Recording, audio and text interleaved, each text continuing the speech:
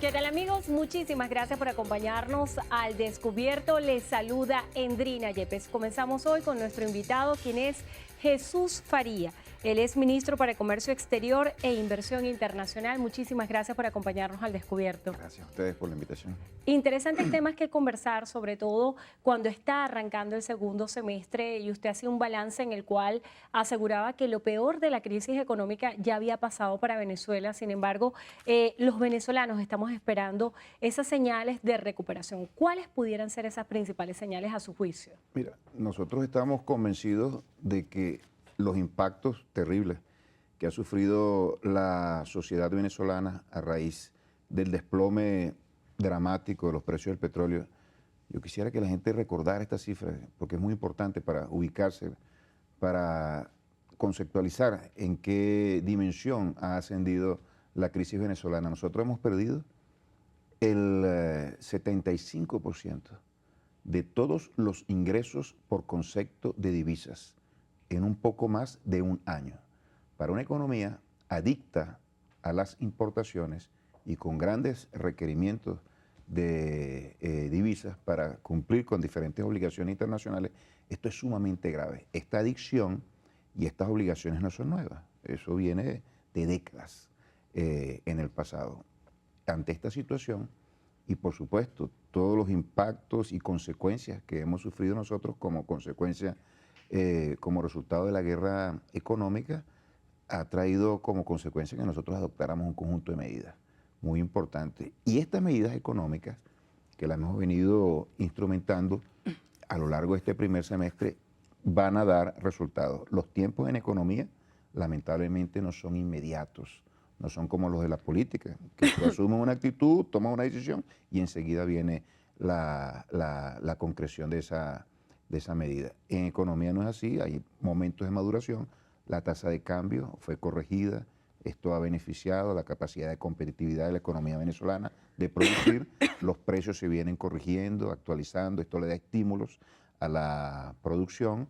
Tenemos también un conjunto de indicadores en abastecimiento que nos favorecen. Este mes es muy favorable en términos de importaciones de insumos, sobre todo para la agroindustria y en alimentos. En pocas semanas observaremos nosotros un importante incremento en la calidad y la cantidad de alimentos disponibles para la población e igualmente en medicamentos. Tenemos el tema eléctrico, que es fundamental. Nosotros estuvimos a punto de un colapso eléctrico, afectó de una manera dramática el comportamiento de la actividad económica, del desempeño económico del país. Esto es producto de una sequía, producto de una situación climatológica muy adversa. Pues bien, ambos elementos, tanto el tema del agua como el de la electricidad, se han venido revirtiendo, se ha venido generando una normalización cada vez más acentuada, cada vez más clara. Ante esa situación, nosotros estamos verdaderamente optimistas en relación a que vamos en un proceso ascendente. ¿Qué significa eso? Que vamos a tener de manera progresiva, paulatina, mejoramientos en el abastecimiento. Las colas se mantendrán por algunos meses, pero sin lugar a dudas van a ir reduciéndose y la cantidad de alimentos que podremos distribuir nosotros a través de las cadenas de comercialización de alimentos y también de los mecanismos que han venido siendo creados por la Revolución Bolivariana, los CLAP, el pueblo organizado, distribuyendo los alimentos, eso va a mejorar de una manera sensible. Esta es una buena noticia para el país y aquí ha jugado un papel muy importante lo siguiente. El gobierno ha hecho un llamado muy amplio, ha convocado a todo el país a concentrar sus esfuerzos para mejorar en el tema económico. Se generó y se creó a iniciativa del presidente Nicolás Maduro, el Consejo Nacional de Economía Productiva, que dirige con mucho acierto el vicepresidente. ¿Cuál pudiera ser el balance de ese Consejo Nacional de Economía Productiva cuando han tenido la ocasión de poder reunirse con distintos sectores activos del mundo económico y que les han presentado sugerencias, planteamientos, más allá de que ellos lo hayan presentado, los ha escuchado el gobierno nacional y ha rectificado en algunas medidas? Mira, el hecho de que que ese consejo haya trabajado de una manera sistemática, permanente, consecuente, bajo la acertada dirección del vicepresidente Aristóbulo Isturiz, que se mantenga, que haya abierto aún más el compás, que se han incorporado nuevos actores a esto, y es sintomático. Nadie participa, en una plataforma de articulación y de debate por tantos meses si eso no genera frutos y resultados concretos. Ahí se debate, ahí se intercambia, ahí se hacen propuestas, ahí se hacen críticas también, pero de la manera más respetuosa, y en el marco de ese debate, de ese intercambio, han surgido medidas políticas que nosotros consensuadamente la hemos venido ejecutando. Ahora, ahí estamos en función de desarrollar la producción nacional, ahí estamos nosotros consensuando en función de incrementar la capacidad de distribuir riqueza en la población. Ahí no estamos debatiendo la eliminación de la ley del trabajo, la supresión de las conquistas sociales de los trabajadores, y eso lo entienden los empresarios que están presentes en ese consejo, y eso a nosotros nos alegra. Han acudido al mensaje de diálogo. Aquí se dice que no hay diálogo. Algunos sectores de la sociedad venezolana, sobre todo en lo político, dicen que aquí no hay diálogo. Pues yo quiero decir que en lo económico hay un amplísimo diálogo, tan amplio que una empresa como La Polar, que tuvo una actitud realmente poco constructiva en relación a la concentración de esfuerzos para superar la calamidad económica que estamos viviendo, se ha venido incorporando en el Consejo Nacional y ha venido llevando su propuesta, como debió haber sido desde el comienzo. La inmensa mayoría de los actores reales de la economía venezolana están allí y nosotros estamos desarrollando. Eso ha contribuido a un clima de confianza y a un clima de trabajo que ha permitido que la economía pueda llegar a este punto de inflexión y va a comenzar a crecer y a mejorar los diferentes indicadores que estamos. Entes gremiales que agrupan a sectores de la economía nacional han dicho que no han sido convocados a participar en este Consejo de Economía Productiva, como Fedecámaras, Conindustria. Sin embargo, algunas empresas agremiadas van en representación de su propia empresa. ¿Por qué no hablar con estos organismos que agrupan a distintas empresas que son parte determinante de la activación de la economía nacional? Es una cuestión de actitud y realmente de voluntad política de estos sectores.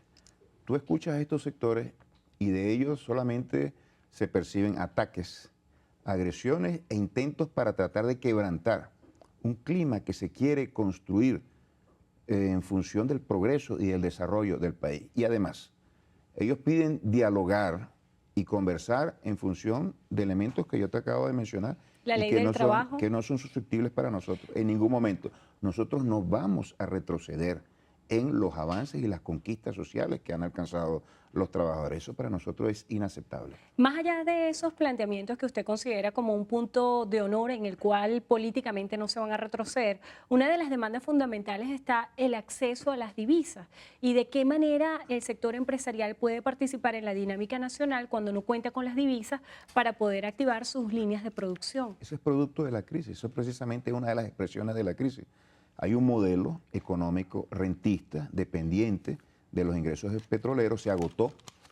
El agotamiento extremo y agudo se observa a raíz de la debacle de los precios del petróleo, absolutamente dramático. Entonces no hay divisas. Si no hay divisas, no tienen acceso a algo que es inexistente. Nosotros convocamos al país para transformar este modelo. No lo vamos a hacer en un año, tampoco quizás en 5 años, pero lo vamos a lograr. Y ahora mismo tenemos que iniciar ese gran esfuerzo. ¿En qué consiste ese esfuerzo?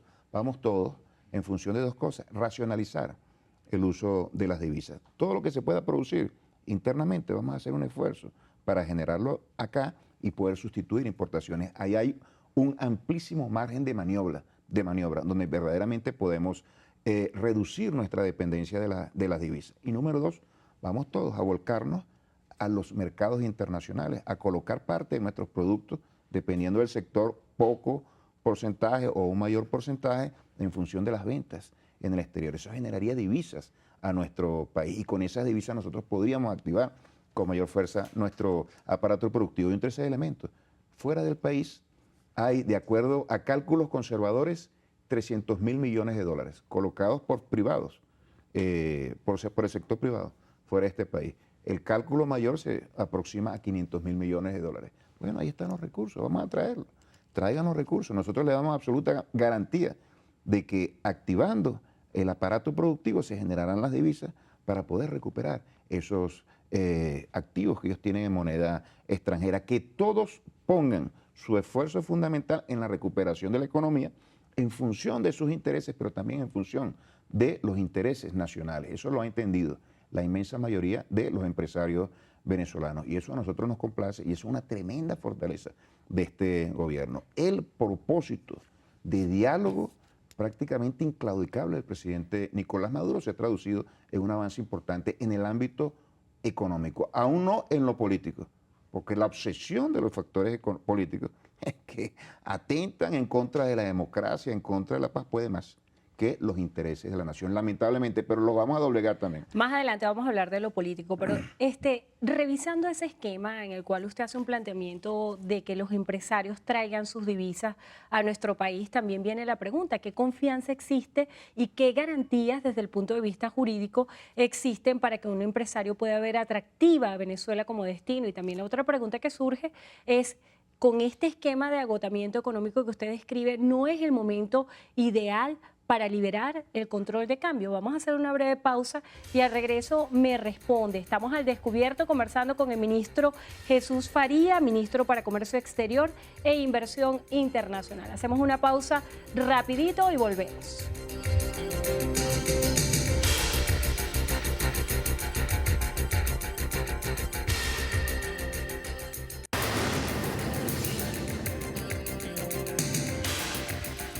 Gracias por acompañarnos. Continuamos al descubierto. Estamos conversando con el ministro Jesús Faría. Él es ministro para Comercio Exterior e Inversión Internacional. En la parte anterior usted nos hace un planteamiento en el cual hacía un llamado a los inversionistas, a los empresarios, para que tuvieran confianza en Venezuela, trajeran sus divisas, reactivaran el aparato económico. Esto en teoría suena bien, pero ¿qué garantías existen para que un empresario pueda decir voy a repatriar los capitales, o para que un inversionista extranjero diga Venezuela es un lugar para invertir, cuando existe un control de cambios, cuando existe un control de precios en el cual la dinámica económica está guiada y regida por parámetros que establece el Estado, que para algunos empresarios no parece una estrategia confiable? Mira, la confianza, como tú lo mencionas, es un concepto fundamental para el desempeño de una economía y para la decisión que toman los actores económicos. Eso es absolutamente claro. Y este gobierno ha hecho un esfuerzo muy importante para desarrollar un clima de confianza. El Consejo Nacional de Economía Productiva es una expresión de ello.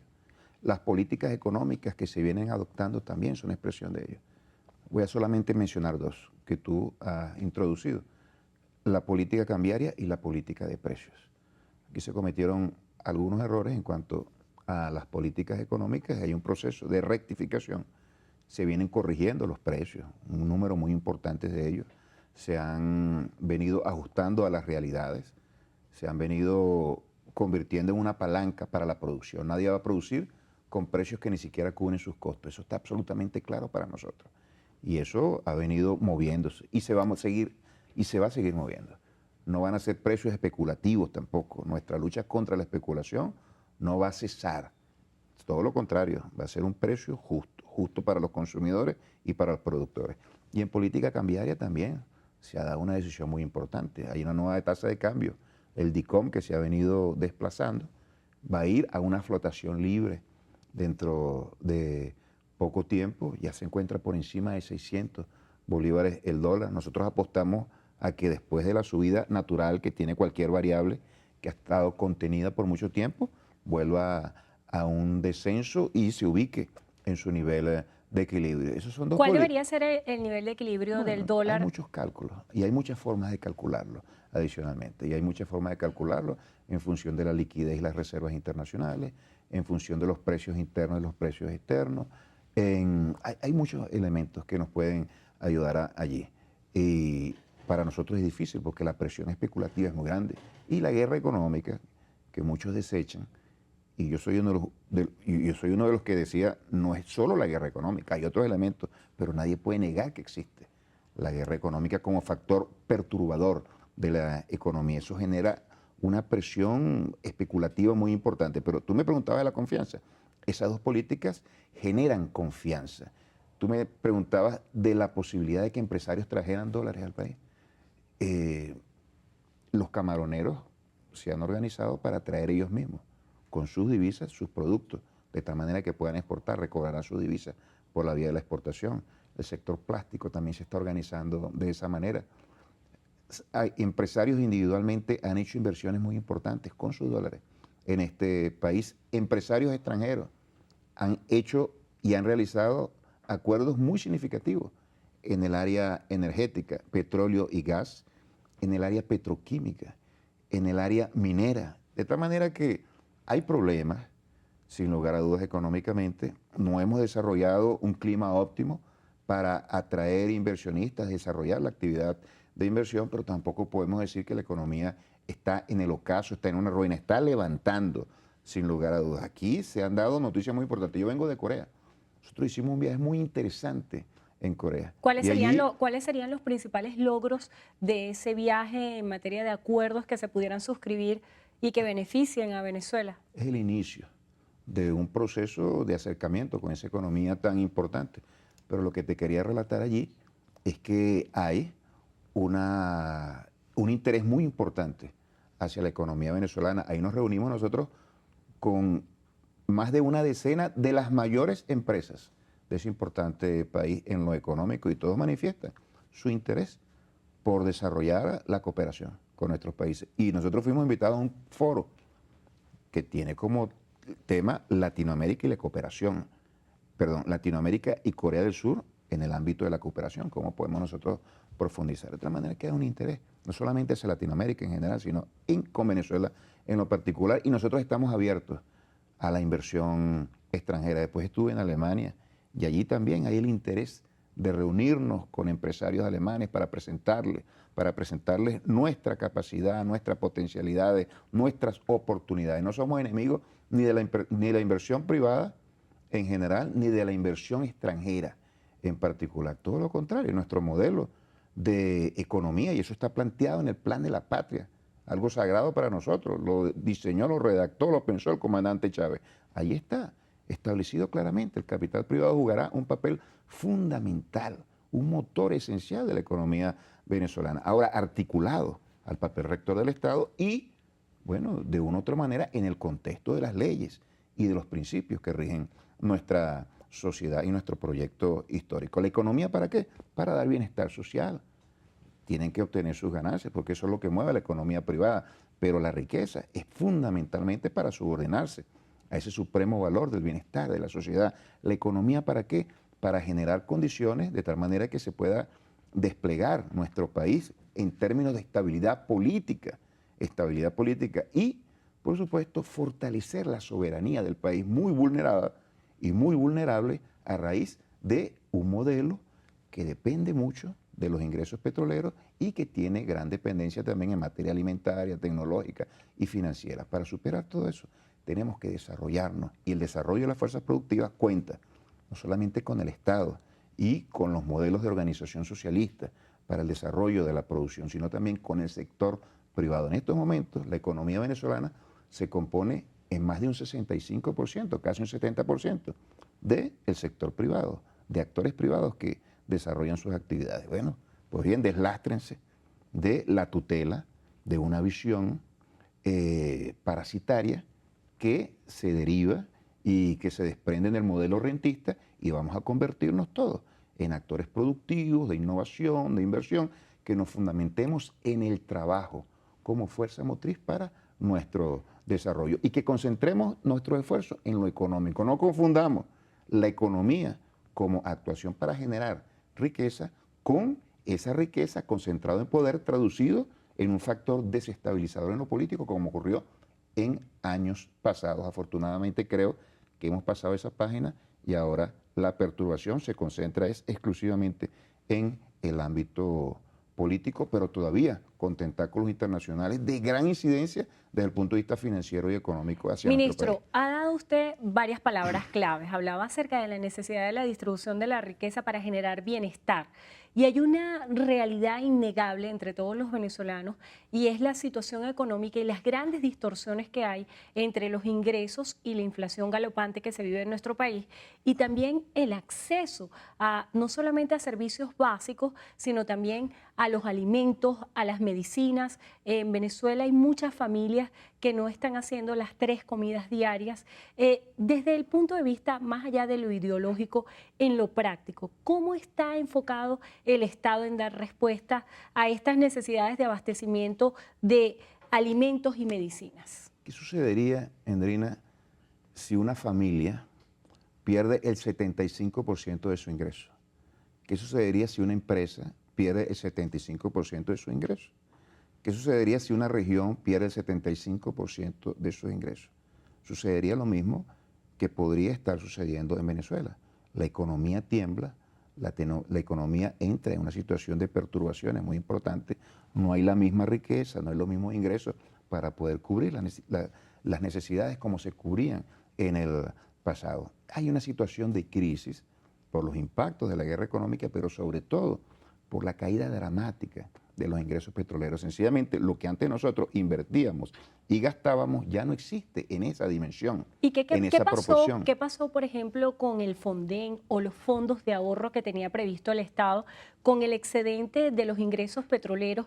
Que esta es una pregunta recurrente que se hacen los venezolanos, porque ya lo habíamos hablado usted y yo antes acerca del esquema de extrapolar este ejemplo a lo que sucede en la familia, pero en las familias, en las crisis, siempre se acude a los ahorros. ¿Qué pasó en Venezuela? ¿Dónde están esos recursos? Si no hubiéramos nosotros tenido esos ahorros, nosotros en estos momentos no tendríamos una economía en crisis, sino que tendríamos un país absolutamente caotizado, en una situación de preguerra. Pero nosotros podemos exhibir los siguientes resultados. Nosotros tenemos un desempleo del 8%, que es un desempleo mínimo si lo comparamos con el 25% que tiene España, que no ha perdido el 25% de sus ingresos externos, por ejemplo. Nosotros tenemos un sistema de seguridad social que responde por las pensiones de 3 millones de personas. Eso no lo puede exhibir ningún país de América Latina en condiciones en las cuales nosotros nos encontramos y que se viene homologando con el sueldo mínimo. Nosotros seguimos construyendo viviendas en una condición de tanta precariedad financiera como la que estamos viviendo. Nosotros, pese a todas las dificultades, en estos momentos le estamos dando alimentación a millones de venezolanos con el acceso a los alimentos a través de los CLAP, que es una forma de organizar al pueblo en función de la defensa de sus intereses, garantizar el acceso a sus alimentos. Nosotros estamos garantizando con todos los problemas que esto tiene, bueno, la gratuidad. Existe educación y salud gratuita, con problemas, por supuesto que los tenemos. ¿Quién va a suponer que no vamos a tener problemas después de una debacle tan terrible como la que... Entonces, esos recursos que nosotros veníamos acumulando han servido, entre otras cosas, para dar respuesta en eso. Ahora no podemos dar respuesta en todos los frentes. Quizás nos puedan criticar y nosotros somos los principales autocríticos en ese sentido. No hemos sido lo suficientemente eficientes. Quizás no hemos sido lo suficientemente eficientes. Hemos cometido errores. Quizás hemos cometido errores. Mira, nadie que desarrolle una actividad pública, política, económica, está exento de los errores. Ahora nosotros ministro, nadie está exento de los errores, pero sí hay muchísimas críticas, sobre todo por el rechazo a la ayuda humanitaria en esta condición de economía precaria en la que usted describe y la que todos los venezolanos viven a diario. ¿Por qué no se acepta la ayuda humanitaria internacional? Vamos a hacer una breve pausa y al regreso me responde qué es lo que está pasando con esta ayuda humanitaria, si es un punto de honor para el gobierno no aceptarla o si usted considera que no se ha llegado al límite de catalogar lo que estamos viviendo los venezolanos como una crisis humanitaria. Vamos a hacer una breve pausa y continuamos al descubierto.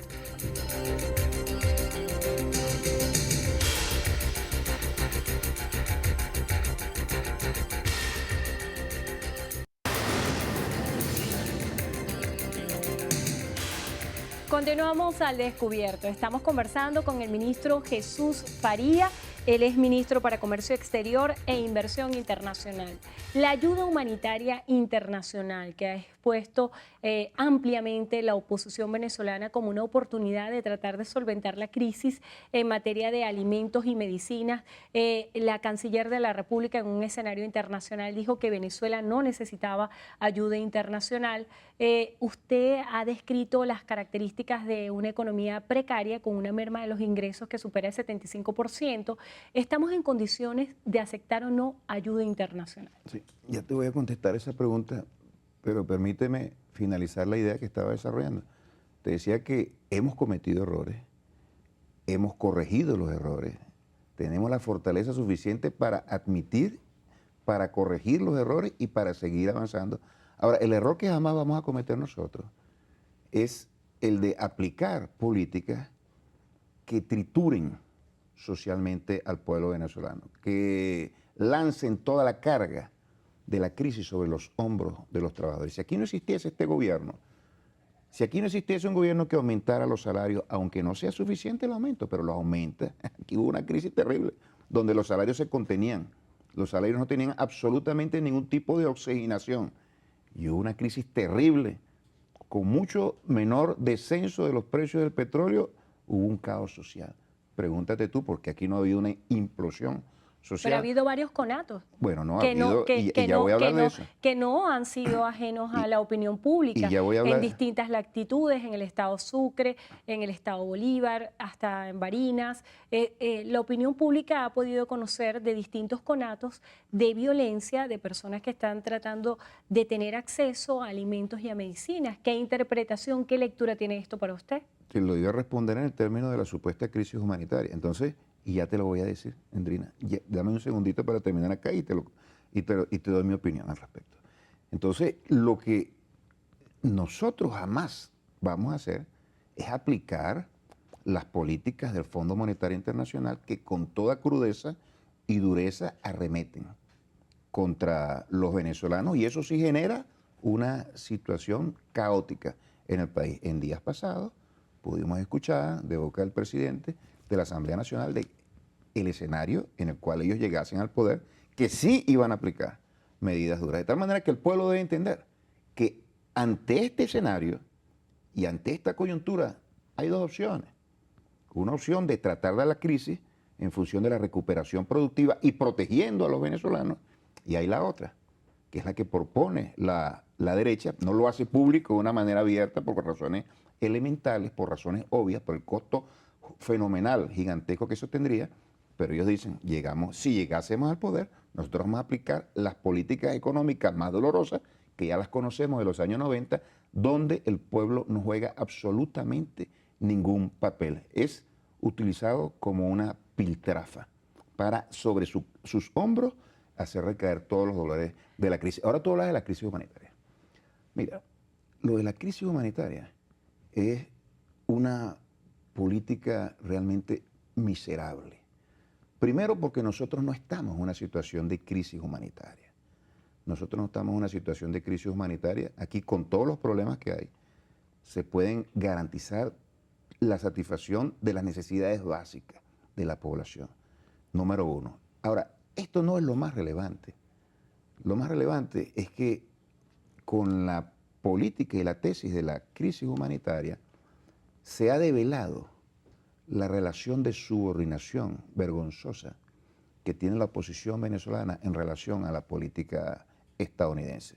Fue a partir del momento en el cual los actores de la oposición venezolana comenzaron a hablar de una supuesta crisis humanitaria que el gobierno de los Estados Unidos, a través de sus voceros más autorizados, estoy hablando de John Kerry, el jefe del Departamento de Estado, dijo que ellos solamente intervendrían en nuestro país en condiciones de una crisis humanitaria. Ellos están tratando de montar. O sea, ¿usted piensa que es un tema más bien de semántica darle un nombre a la crisis que se está viviendo en el país para cumplir un protocolo internacional que propiciaría una invasión? No, no es semántica, es una actuación de traición a la patria. Ellos están torciendo la realidad con la demagogia que les es muy típica y con el entreguismo que ya nos tienen acostumbrados, están poniendo sobre una bandeja la justificación a la intervención de un gobierno foráneo, y no solamente un gobierno foráneo, de un gobierno que ha hecho y que ha ocasionado tropelías en nuestro continente a lo largo de los últimos 200 años. Y también están actuando de la misma manera con la OEA. Y todos aquellos anuncios de que ellos tienen vínculos para suministrar alimentos, eso es una charlatanería, pero de la más baja, de la más barata. De tal manera que ellos quieren crear un cuadro muy adverso, que genere y que proyecte algo que no existe en el país. No estamos negando los problemas, pero no existe en el hay país. realidades que no se pueden negar, por como el supuesto. Y tú caso me de lo decías que- tú sucedido me decías los en la saqueos. frontera con Ureña, en la cual muchas mujeres, más de 500 mujeres, cruzaron la frontera, a pesar de estar esta frontera cerrada. Esa es otra pregunta que también le quisiera hacer acerca del impacto de este cierre de frontera, a comprar alimentos en Colombia. Esto ha sido un caso que ha dado la vuelta al mundo. ¿Cómo se interpretan estos Es hechos? parte de lo mismo, un montaje. ¿Tú crees que 500 mujeres vestidas de blanco se van a poner de acuerdo para cruzar una frontera viniendo de los diferentes estados? Es una provocación que están montando. Están tratando de que se genere una reacción violenta. Igualmente ocurrió en Cumaná y en otros estados, actos vandálicos. Ahora, preguntémonos nosotros, ¿son espontáneos? ¿Son protagonizados por los sectores populares que están afectados por la situación social que vive el país? Por supuesto que no. Ya hemos puesto presos a cientos de vándalos, a cientos de delincuentes que fungen como mano de obra barata para estos hechos, para estas fechorías. ¿Qué es lo que ocurre? Hay un problema de tensión social importante, producto de las colas. No se genera ninguna violencia a raíz de esa situación, hay que provocarla. ¿Cómo se provoca? Compran a la delincuencia en todos los procesos revolucionarios, absolutamente todos a lo largo de la historia del siglo XX y lo que va del siglo XXI, el lumpen y los sectores delincuenciales han servido de carne de cañón y de punta de lanza a los factores que se oponen a los grandes cambios. Siempre tienen un precio, ¿Tienen le pruebas? pagan por ese precio. No, las pruebas están en ¿Tiene pruebas acerca de esa están presos.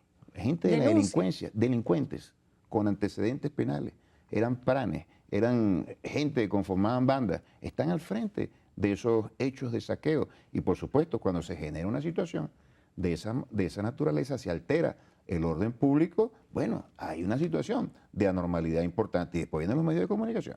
Y vienen los yo leí un periódico cuando venía, que venía en Alemania, en la mitad de la página ahí, larguísimo, lleno de puras medias verdades.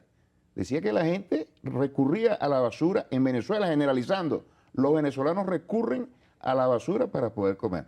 Yo no dudo de que aquí haya un grupo muy pequeño de personas que lamentablemente todavía vivan en esas condiciones, pero eso no lo puede generalizar. Después pasé por ese mismo país y a muy cercanos metros de su parlamento habían 3 personas lanzadas en el piso. Nadie puede decir que ese país vivió esas condiciones. Es decir, una manera de torcer la realidad. Y los medios de comunicación han actuado de una manera muy incidente y recurrente. Estamos nosotros ante una guerra no convencional, no son los métodos regulares que se daban en las luchas políticas por la toma del poder. Es una guerra mediática, es una guerra económica, es una guerra internacional, es una guerra multidimensional que apunta en contra a un gobierno. ¿Por qué apuntan contra este gobierno?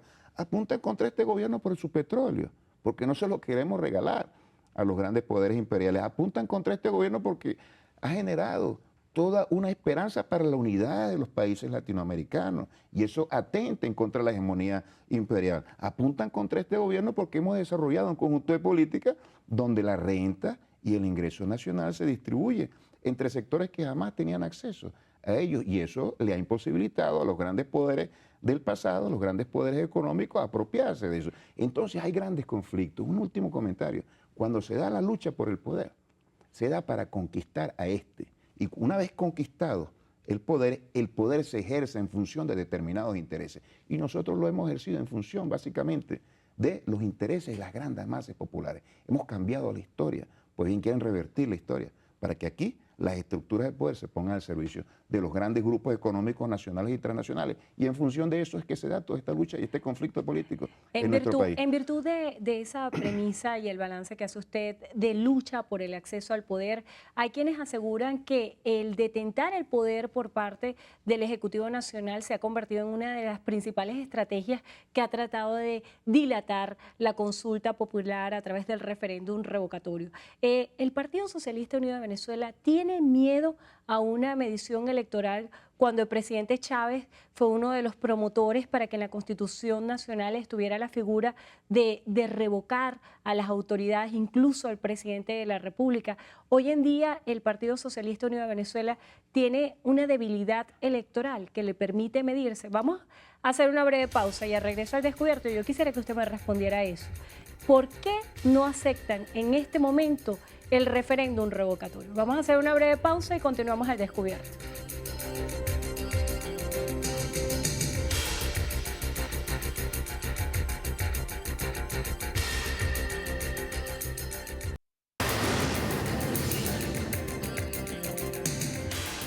Continuamos al descubierto. Estamos conversando con el ministro Jesús Faría, él es ministro para Comercio Exterior e Inversión Internacional. Para muchos analistas políticos, la respuesta y la solución a la crisis económica que atraviesa Venezuela pasa por una solución política que se debería dirimir en las urnas electorales. El Partido Socialista Unido de Venezuela hoy en día tiene miedo a una consulta popular. ¿Tiene miedo a un referéndum revocatorio? No, nosotros tenemos una tarea fundamental, es gobernar el país y lo estamos haciendo con responsabilidad y además te digo, es la única propuesta económica y social de este país que permite superar la gravísima coyuntura económica en condiciones de paz, garantizando la convivencia, garantizando los indicadores sociales de avance que hemos cosechado por 3 lustros. Ahora, tú preguntas en relación al referéndum revocatorio. El referéndum revocatorio es una opción que está contenida en la Constitución de la República Bolivariana de Venezuela, que es producto de nuestro esfuerzo, de los revolucionarios, y que ha sido agredida y que ha sido suprimida en esta historia de 17 años por la oposición, la misma que ahora se escuda, no es que la defiende, se escuda de una manera hipócrita en ella. Nosotros no tenemos temor al referéndum revocatorio. Ellos quieren convocar el referéndum revocatorio, bueno, que lo convoquen. Ahora nos pueden exigir de nosotros que seamos nosotros los que lo convoquemos. Y eso es lo que quieren revocar al presidente Nicolás Maduro. Bueno, que lo hagan. Ahí están todos los mecanismos, están establecidos en la Constitución. Ahora, lo que tenemos que preguntarnos es lo siguiente. ¿Por qué si ellos están tan interesados en el referéndum revocatorio, por qué no lo convocaron a tiempo? ¿Por qué lo convocaron con 4 o 5 meses de retraso, sabiendo ellos que ya no le daban los tiempos para poder realizar ese referéndum antes de este año? Ellos llegaron a un momento en el cual le anunciaron al país que iban a poner sobre la mesa su estrategia para salir de este gobierno. Porque era una pelea de gatos que tenían ellos adentro. Algunos pedían la calle para ir a generar violencia, otros pedían la renuncia, otros pedían el referéndum. Era una loquera, una loquetera. Bueno, ¿cuál fue la respuesta después de 3 días? Que la estrategia de ellos eran todos esos mecanismos a la vez. Por supuesto que hay una gran incoherencia en la oposición. El gran drama de la oposición es que ni siquiera disponen ellos de una estrategia para hacerle frente a este gobierno. El gran drama de ellos es la división interna que los está consumiendo. El gran drama de ellos es que no pueden desarrollar su política ni siquiera del referéndum revocatorio porque en sus filas hay actores muy poderosos que están en contra de eso porque no pueden sacar ningún tipo de ganancia de ese tipo de referéndum. ¿Cuál es la principal fortaleza de la oposición? La principal fortaleza de la oposición es la crisis económica que estamos viviendo, que por supuesto no habla muy bien por la oposición en sí misma. Y la otra gran fortaleza, quizás mayor, que la situación compleja que vive el país y de la cual ellos quieren sacar ganancias, pero de la manera más criminal, ¿verdad? Generando mucha tensión, mucha zozobra en el pueblo venezolano. Es decir, no les importa incendiar el país. Si lo pudieran hacer, lo hubieran hecho para salir del gobierno de Nicolás Maduro, pero no lo han podido hacer ni lo van a poder hacer. Pero la otra gran fortaleza, ¿tú sabes cuál es?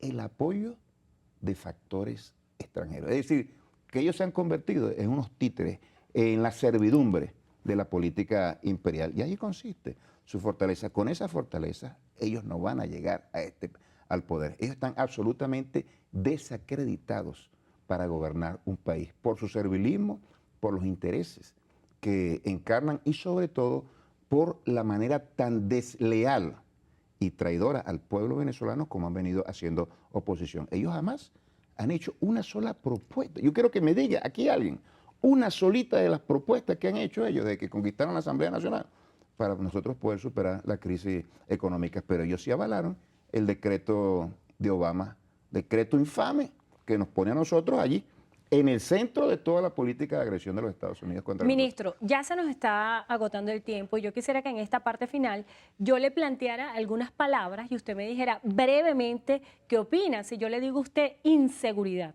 ¿en qué piensa? Inseguridad, esfuerzo, tenemos que hacer un esfuerzo para superarla. ¿Qué le dice usted a los empresarios, a los inversionistas, cuando les plantea las ofertas que puede tener Venezuela como un país para invertir, cuando le dicen que tienen miedo a venir por la inseguridad? No, le digo que existe inseguridad, pero la proyección de ese problema está absolutamente sobredimensionada. Está absolutamente sobredimensionada. Aquí conviven decenas de empresas transnacionales. Diálogo. Hacen vida acá y no veo que todos los días le ocurra algo a alguno. Diálogo. Diálogo, una necesidad absoluta, impostergable. Colas. Un desafío, tenemos que superarlo. En cuanto al tiempo, ¿cuánto tiempo va a tomar resolver el problema de las colas? Yo pienso que este semestre es el semestre en el cual se va a avanzar lo suficiente para nosotros poder suprimir las colas. Yo no me voy a aventurar a decirte una fecha o un plazo exacto, pero te voy a decir que en estos 6 meses van a reducirse las colas y en estos 6 meses se van a crear las condiciones para potenciar la producción nacional de tal manera que nosotros podamos entrar en un año 2018 2017 con menores tensiones y en un año 2017 con mayor crecimiento y mejores condiciones para darle bienestar a la población. No somos demagogos, no vamos a ofrecerle al pueblo soluciones que no existen, que son mágicas como la oposición. Voten por nosotros que se acaben las colas. La demagogia típica, la demagogia vergonzosa, son una mentira ambulante. Nosotros no hacemos esas cosas, así como tampoco decimos referéndum revocatorio y se arregla todo el proceso, incluso comienza a llover. Decían ellos, aquí no llueve porque no hay referéndum revocatorio. No, no, no. Nosotros vamos con seriedad y con absoluta responsabilidad, con una política muy seria a resolver los problemas del pueblo. Y lo vamos a hacer con el pueblo y en función de sus intereses. Se nos agotó el tiempo. Le damos las gracias a Jesús Faría, ministro para Comercio Exterior e Inversión Internacional, por estar con nosotros hoy al Descubierto y por supuesto gracias a ustedes por acompañarnos siempre. Será hasta una próxima entrega.